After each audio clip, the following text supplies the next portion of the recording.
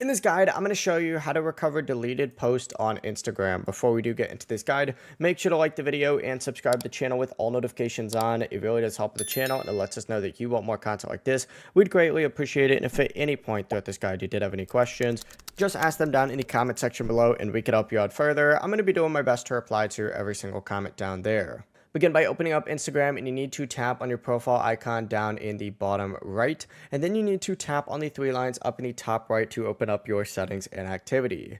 Go ahead and then scroll down and look for activity, open it up, and essentially what you need to do is scroll down to removed and archived content. You're going to see recently deleted on here.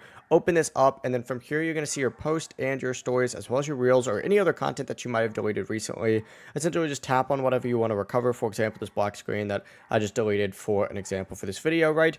You could then hit more down in the bottom right or the three dots up in the top right, and then you're going to see a restore option where you can bring it back. But that's the full process. It really is as simple as that. If you guys had any questions, ask them down in the comment section below. Before you do leave this guide though, make sure to like the video and subscribe to the channel. It really does help us out and lets us know that you want more content. Have a great rest of your day though. Peace.